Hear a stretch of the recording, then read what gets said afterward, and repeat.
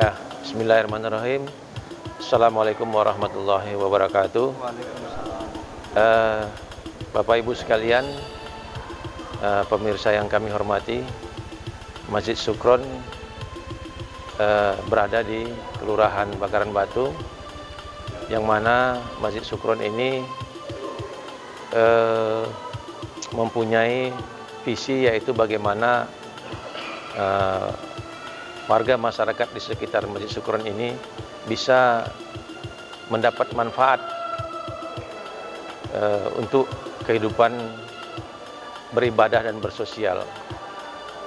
Yang mana kami, Badan Kenajiran Masjid Sukron, yang kami pimpin sejak bulan Maret 2021, saya selaku Ketua BKM, Pak Ustadz Samsudin Hasibuan selaku Wakil Ketua, dan beberapa jajaran berusaha bagaimana membuat warga senang nyaman berada di Masjid Sukron.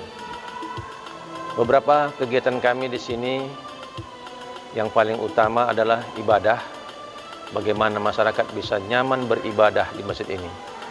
Selain ibadah, masjid ini juga menyediakan bagaimana bersosialisasi kepada masyarakat. Juga bagaimana masjid ini bisa berdampak kepada dunia pendidikan anak-anak. Beberapa kegiatan di sini setiap hari ba'da maghrib ke isya, Masjid Sukron ini memfasilitasi anak-anak maghrib mengaji. Itu khusus yang belajar mengaji. Kemudian ada tahsin mengaji. Kemudian di maghrib itu juga ada tahfiz mengaji untuk anak-anak. Dan ada pada hari Minggu itu tilawah mengaji. Ustadz-ustadznya maghrib mengaji itu ada Pak Abdul Somad, kemudian ada tahsin Pak Ibnu, kemudian tahfiznya Pak Akhir, Muhammad Akhir Harahap, ada juga Pak Hamdan, dan dibimbing diarahkan oleh Pak Ustadz Samsudin Hasibuan. Kemudian untuk hari Minggu tilawah itu anak-anak dibimbing oleh Pak Ustadz Haji Tukino. Jadi kami himbau kepada warga sekitar sini, marilah antarkan anak-anak Bapak Ibu dimanapun berada untuk bisa hadir bersama kami di Masjid Sukron ini untuk bisa mengembangkan bakat anak-anak.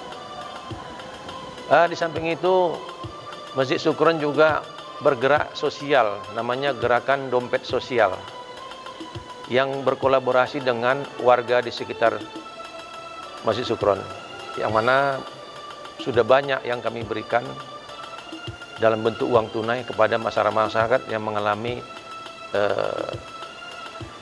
sakit yang parah berat. Kemudian ada lagi namanya gerakan amal sedekah gas. Itu amal sedekah itu kita memberikan bantuan dalam bentuk sembako kepada masyarakat yang sumber uangnya itu dari kotak infak di masjid, khusus untuk duafa dan anak yatim. Alhamdulillah setiap 3 bulan kita salurkan, khususnya kepada duafa berupa sembako dan anak yatim berupa uang tunai. Dan itu sudah berjalan selama lebih kurang 2 tahun ini, Ustaz ya, 2 tahun. Dan ada lagi kegiatan yang kami lakukan setiap hari Ahad setelah tilawah, yaitu pendampingan anak-anak. Pendampingan anak-anak ini, semua anak-anak di sekitar Masjid Sukron ini, khususnya tahfiz, kami buat pendampingan. Yang itu pendampingnya itu mentoring Pak Ferry. Pak Ferry lah melakukan pendampingan supaya anak-anak ini juga tidak hanya belajar ibadah, tapi mereka juga belajar bersosialisasi kepada kawannya, orang di sekitarnya, orang tuanya, sehingga dia mampu memimpin dirinya sendiri maupun memimpin orang lain. Itu yang kita lakukan setiap hari Ahad. untuk anak-anak. Kepada orang tua, kami juga melakukan wisata tour religi. Orang-orang tua di Masjid Syukur ini setahun sekali biasanya kami jalan-jalan bertur wisata. Kemudian kebiasaan kita juga pada hari ini, setiap Ahad, tausiah subuh. Tausiah subuh ini ustadz-ustadznya banyak, ada 5. Yang pertama itu Ustadz Badarudin Barus, kemudian Ustadz Supriyadi Sarumpait, kemudian ada Ustadz Randy, kemudian ada Ustadz Bukhari Pasah, yang hari ini adalah Ustadz Huzaini Hasibuan. Itu kita lakukan setiap Ahad bergiliran.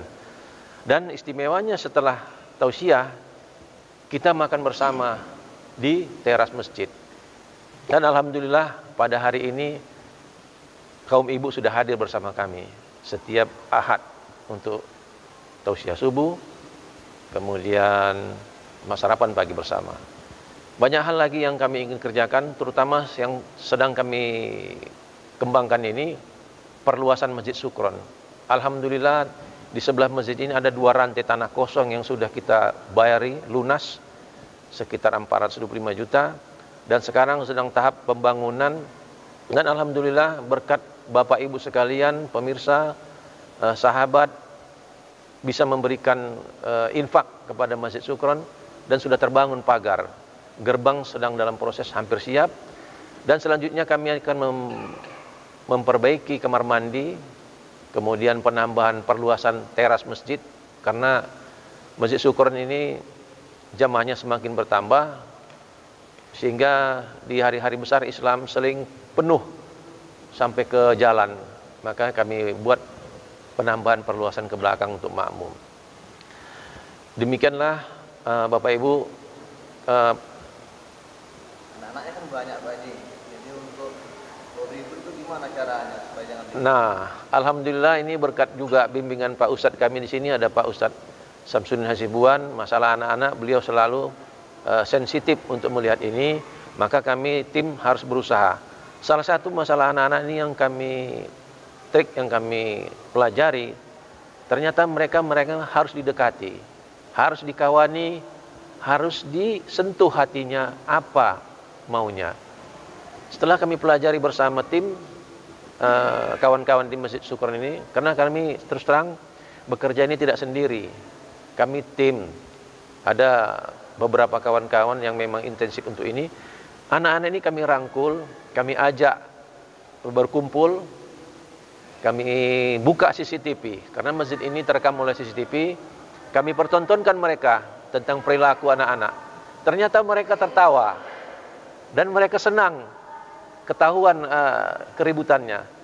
Tapi kami sebagai tim, anak-anak ini harus dikasih reward dan punishment. Nah, reward itu apa? Mereka diberi sesuatu, karena anak-anak sesungguhnya suka dengan pemberian. Pernah kami lakukan, pertama kami berikan uang, walaupun sedikit, Rp1.000, tapi mereka senang.